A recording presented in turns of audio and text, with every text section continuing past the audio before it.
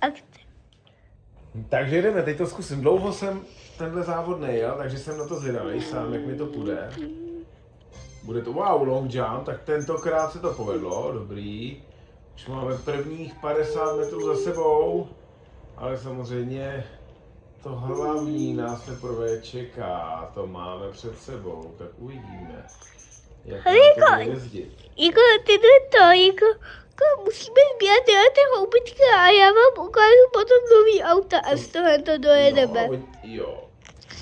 To jsou peníze, my sbíráme peníze, aby jsme to auto mohli pak Jako koupit, ale nikdy vytunit, nejdřív koupit a pak ho i vytunit. vytunit, pořádně ho upravit, aby dojelo co nejdál. Aby mělo lepší vlastnosti, aby jezdilo rychlejc, aby mělo větší nádrž, aby jsme Aby jsme jako, poráželi rekordy. jo,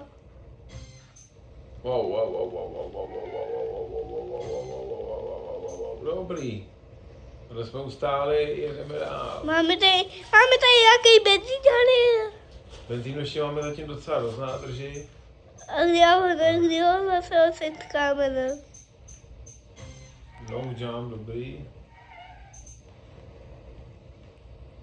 Hezky, pokračujeme. Pozor, přes pneumatiky, tady bude jump, dáme long jump. Jo. Nebyl, tak teď. Long jump, je to tam.